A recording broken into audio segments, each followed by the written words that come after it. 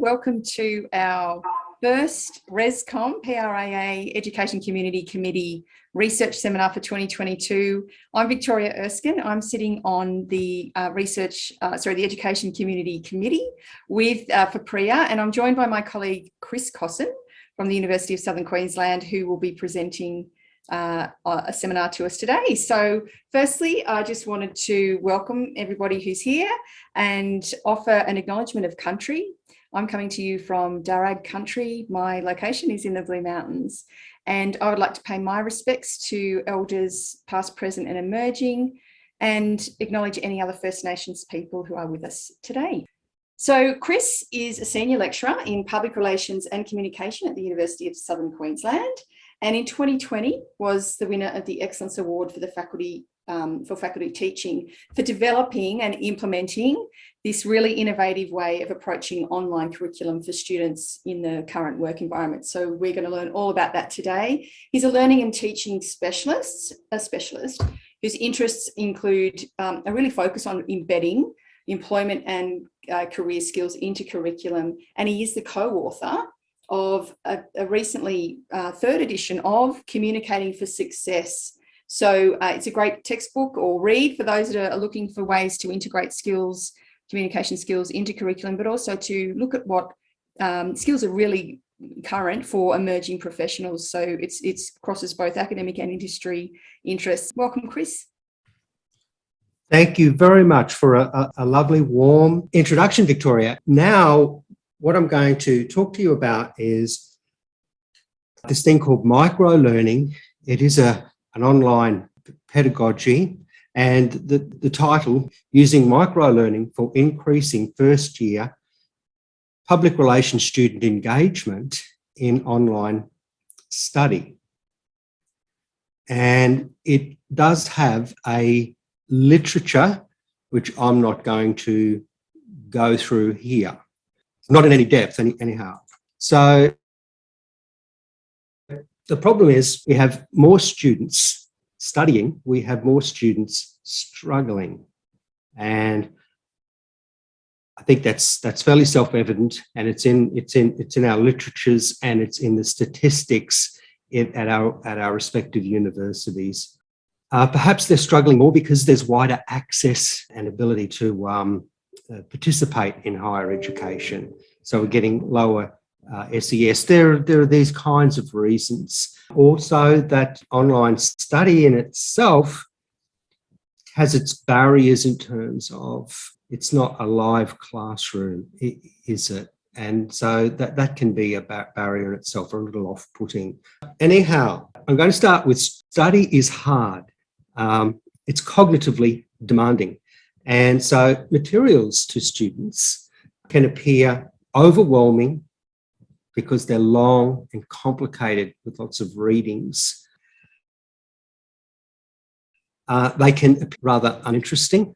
Now, that's not to say that the materials that we have to offer them and help them learn uninteresting, but they often appear that way. So I'm putting ourselves, when I speak like this, in the shoes of struggling students, or students who have some difficulty. Students often have difficulty in seeing the value and the relevance. And all of this culminates really into can make learning, particularly online learning, alienating and not inherently engaging. Okay. Another pitfall, and I've added this, there's a tendency for we as people, in this case students, to kind of come in and underestimate the amount of investment and time and effort that study will require. So we're struggling for their engagement.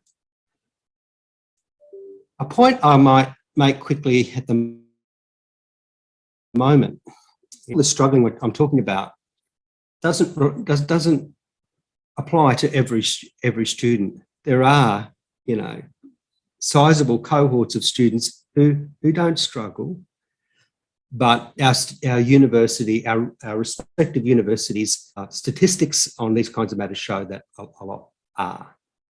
So microlearning is an online pedagogy or design principles, which I'm going to talk about, as well as a way of delivering that material. It's about reducing the volume in learning materials to improve the student experience so that to make learning more engaging and more appealing. So that's our mission, our objective. That's what we're aiming to do.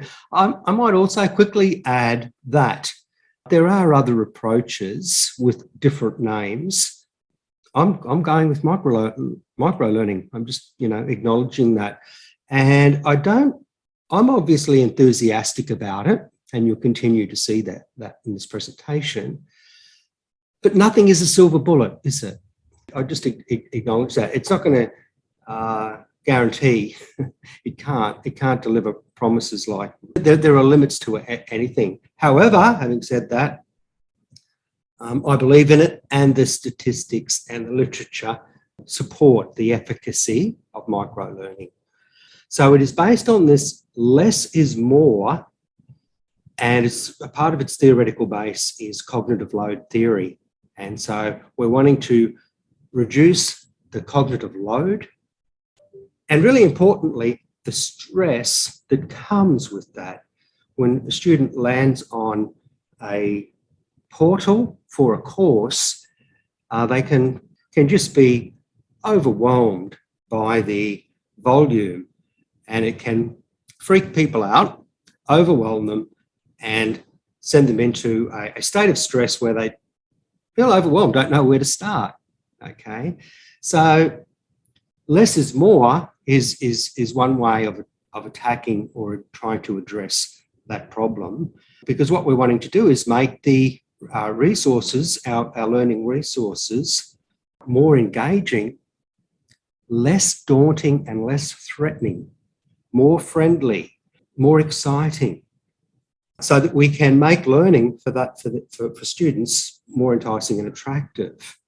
So I've tried to encapsulate in this slide here, we're trying to reduce and lessen the overwhelmingness and the uninterestingness that many students experience, their difficulty in being able to see value, and this feeling of alienation and not really feeling included or a part of things. So we want to study to look more manageable, more appealing, and more interesting. And we want to make the relevance and the value of what they're doing and what they're engaging in the relevance and the value more explicit. And so we want learning to be more engaging and empowering. Okay, so we're trying to as practitioner teachers, we're trying to engineer things from our end a little, particularly for those students in need of it, reducing the impediments and making the learning journey easier. This less is more approach also enables us, this is one of the upsides or benefits, is it enables us to focus on the most important and relevant concepts and skill areas that we're wanting to help them with. This approach allows for better information processing and retention, so getting it and keeping it, and then deeper learning and application and mastery. So now I'm going to talk about the nuts and bolts of it a little bit more. So we can reduce the volume of material, and the second way we can reduce is by dividing, or segmenting is the best word here, our presentations, our lectures and classes into more smaller bursts and more digestible bursts of learning. Okay, so there's two approaches to reduction there. So we're going to deal with the first one, the volume, to declutter. We typically do this by reviewing the content critically, and this is something I think that is best handled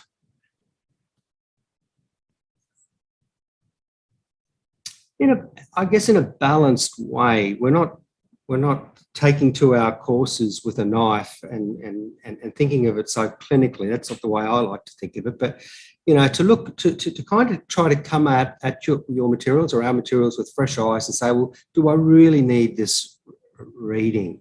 What could come out without much sacrifice to the quality? So a few of the things I do, for example, is I use fewer readings than before. And I will, if I'm allowed to, rather than use a chapter, I might just use the pages that are relevant from that chapter. And so that students see that the reading is having less cluttered slides. And I'm always on the hunt, as we all are. It's part of our job, isn't it? Is to look for good, stimulating, interesting, relevant videos and other kinds of learning resources. So these days, I'm always looking for shorter videos. So surfing YouTube is one fairly simple and straightforward way of doing that. We are, in this respect, I guess, in terms of the courses that we put together, we are curators, aren't we? Deciding, what we'll include and what we won't. Ideally, this kind of process should start with course objectives. So then the question becomes, what can one, and this is what I've done, select and retain what principles? Well, I've got 3 driving principles here, and that is to select and retain material based on core graduate objectives and outcomes, the technical knowledge in our courses that students need to be able to write, create content, and be able to use the platforms for disseminating and interacting and so on, and the graduate attributes and skills of problem solving, those often called soft skills, but these are important. The next thing, when I'm combing through course content, I look for how useful are the materials for producing the assessments that they're going to have to do. And it's a way of focusing our content and our delivery as well, which I'll talk about shortly, and making it relevant. I'm always linking what we're looking at. How is that useful for the assessment? The second point of relevance linking, or the other side of it, is the last one you see on the slide here, linking what we're looking at to the value and practicality for work performance and finding future employment. Okay, I use short videos for every week, and these videos are an introduction to that week's work. And in that short video, which can be 1 minute and sometimes a little longer than 1 minute, so we're talking really small, and I try to energize and excite and sell what's coming up. So if we're looking at a particular concept and a particular reading, I talk about how interesting it is and give them a taste of what makes that reading or the particular concepts exciting, what makes them relevant.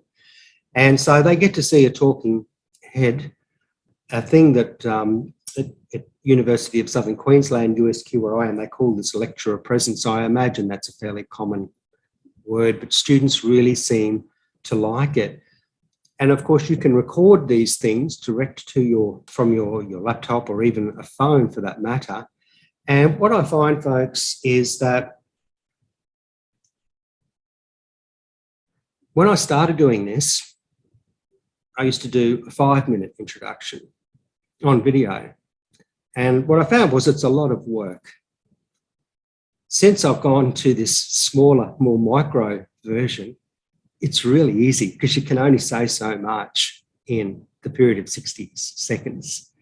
So what I'm trying to sell you on at the moment is that once you start doing this, you will find, if you're not already doing this, you'll find how easy it is. Okay, first time doing anything always comes with a bit more difficulty, but it doesn't take long. As I said, I upsell what's coming up. And I also have a principle here with the reduction that if you don't, in your introduction or in your lecture, which I do micro mini lectures, I'll talk about that in a moment. If you don't mention the readings that you're using in the course, I think it's time to pause for thought and think, well, does it really belong in the course? It just doesn't hurt to ask yourself that question. I mean, and if you want students to read it, if it's that important, then we should talk about it. Now, look, I think a lot of good online teaching, I've come more and more to this view, doesn't involve changing much of what we do. What makes good classroom teaching makes good online teaching. It's a case of bringing it across. So I'm not, I'll use the word lecturing. I'm not lecturing to you here saying, you know, you should do this or you should try this because it works for me. A little bit of that in there, but more that this idea that we don't have to change all that much, a few things, but it's just transferring what we do well, okay, to online. The relevance linking to the practical value. So I have talked about that. Obviously, how does what we're learning relate to career and work performance and the kinds of situations that you're likely to face and the kinds of tasks that you're going to have to perform? The assessment. Now, I learned as in my early days of teaching, if you want to get students' attention, talk about the assessment. All of a sudden, this has been my experience. It's relevant that they would want to know, how does this relate to the assessments I have to do, the next assignment? And then there's relatability and just making your material or the delivery of relatable. And I think that's what we do in classroom teaching. And we just need to, you know, make sure that we keep doing that. One way you can make things relatable is engage the students and talk to them in a more informal way, kind of way I'm talking to you now. It's more engaging. I'm going to come back to assessment and just give you a quick example. In my first year public relations course, in the very first class about the profession, we start touching upon the ethics. Now, 5 weeks after class 1, they have an essay due, the ethics within the historical development of public relations. You won't be surprised that that's a first assessment for first years early on. So we touch upon those things. I try not to overload them. I try to stick with the micro learning principles. Then I talk about how this is important to your essay that you're going to have to hand in 5 or 6 weeks' time. And then I get them to write their, what we call a thesis statement. And then I get them to pick out a main point from the couple that we've covered in class and add that to their thesis statement. So what we're doing, and I explain this, is say, well, today you've started your essay on the first at this first class that we're having. You're going to plan your essay and we're going to start that. And by the end of today's lesson, you'll walk out with the first part, the very first part of an essay plan. So that is a nice example of linking it, the relevance to assessment and getting them marching and thinking about how to approach it, right? So engagement using variety and novelty. I get guest presenters where possible. I'm doing more co-teaching of classes. And you'll see there I've got with payback principles. So I'll say this to one of my colleagues, will you come and join my online class on Tuesday night even if you can spare 20 minutes or 40 minutes or whatever it is. And then I'll offer the same back. And when you do that, it really adds I find, a vitality, and it helps with engagement as a form of novelty in the form of variety.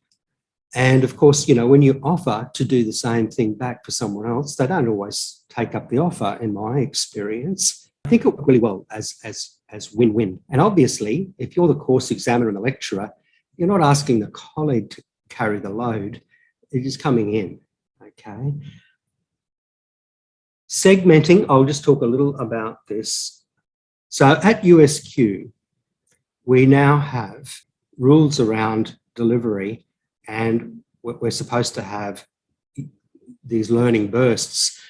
I was doing this about 2 years before our university said, okay, this is what we're doing now. And they called them minimum teaching standards at University of Southern Queensland, USQ. Doing voiceovers on your PowerPoints is how I started, and I found that it can be rather robotic. It surprised me just how difficult it is, and from what I hear from colleagues and others, many struggle with it. So what I do now, I still do the voiceovers of slides. I'm getting better at it. What I find works most effectively is when I record my online classes. So I record the online class, and then it goes online a day later. Now, I edit the online class. So this is a skill that you do have to pick up if you want to take it as far as I do. And remember that I've been doing this for a couple of years, so I didn't learn this stuff overnight, but I've got very simple, easy to use editing software for voice files and for video files. And what I do is I hack out or edit out the boring bits. And it's really worth doing. And once you've done a couple, you can do it quite quickly. Then I take the 40 minutes that I've edited down to maybe 30, and I'll break them into 2 or 3 units. So students come onto the course portal and they'll say, okay, recorded online class 1.1, 10 minutes, 20 seconds, and a few words about what that might contain. And students seem to like that. Now, what I've just started doing is taking that more natural conversation, my vocals in that, and my teaching assistant, sometimes students, and I'll use those recordings as voiceovers for next year's PowerPoints. And some of these things might sound like a bit of mucking about. I guess it is once you get going, but I don't know. I'd like to hear what people have to say or what people's reaction is to that. Okay, so I've got lots of great comments. Victoria kindly pointed out I won the University Excellence in Faculty Teaching in 2020. I have a paper just published. It'll go up onto our Educom portal here. And to be honest, I'm very happy with that publication. But I have loads and loads of wonderful comments and very high teaching scores since adopting and refining this way of delivery. But here's just a couple quickly. The way this class is done online should be the standard. That's what USQ are trying to aim for. Easy to navigate, sectioned into modules, everything's easy to access. Okay. I love the short lectures. It made studying with kids at home a lot easier because I could squeeze them in. Mini presentations for online students were really good. They helped me with interpreting information in ways that helped me better understand. So I've got a few takeaways before I think this approach or similar approaches, which I categorise as good teaching, just transferred into this digital internet medium. The greatest need for it, I think, is in first year. But in saying that, because it's the most critical period for attrition and dropout and struggle that we started with, I don't think that means that it's not important after that whatsoever. I think an important thing to keep in mind for us, even just generally as teachers, or that side of our job, that is teaching, that some students, they don't want to come to your or my online class. They chose online study so that they could keep a distance. And that's the way they like to do it. So I think that's just common sense, but it's something that we need to remind ourselves of. Yes, we're wanting more people to come. I've talked about how I think this kind of approach that we're using is a case of keeping and transferring what already works very well across. And a point I want to squeeze in, I talked about how I edit and segment my recorded classes. Might seem a little bit of work, but it's not that bad, honestly. Half an hour once you start to get quite good at it. But the analytics on our course portals show that many of the students that don't turn up watch it. In some courses, I have one or two students, as few as one or two students, turn up for an online class. The quality of those students is often very, very good.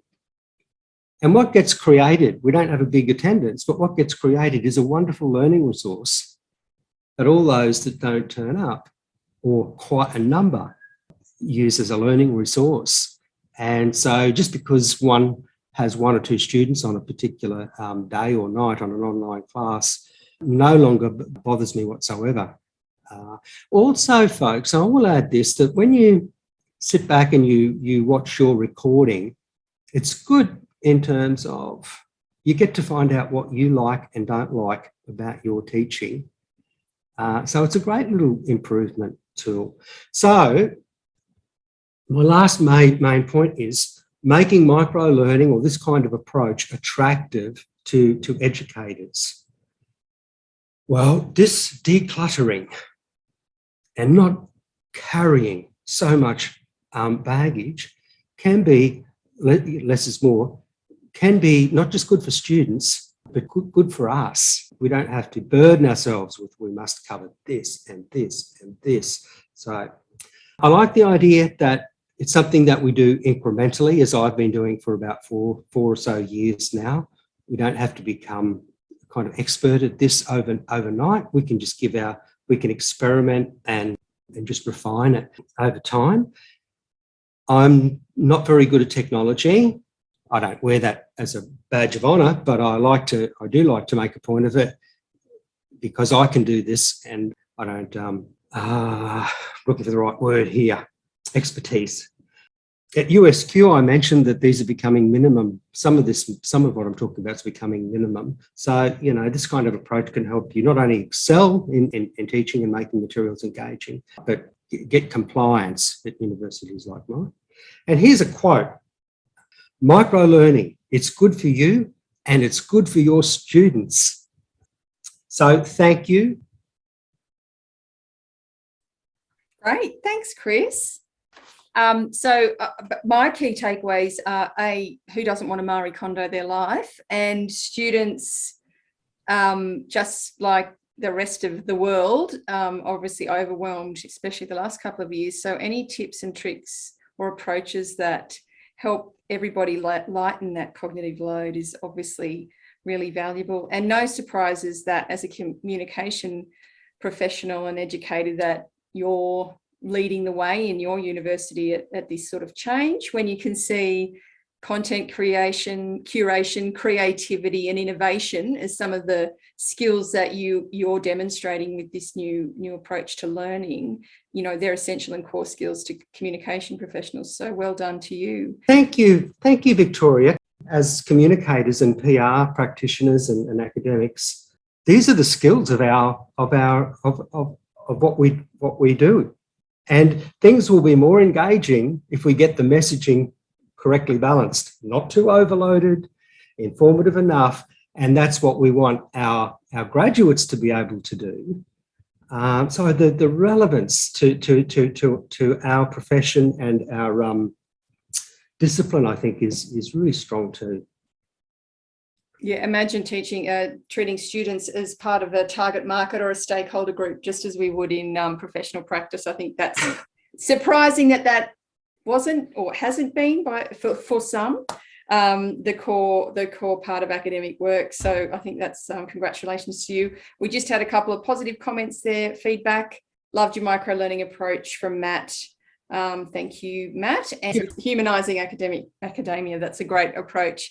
There is also a shout out from Amy that says she expects it to be a really helpful approach for international students as well. Chris, and if you had any examples that you could share in the, or people can go to find out more information about this approach.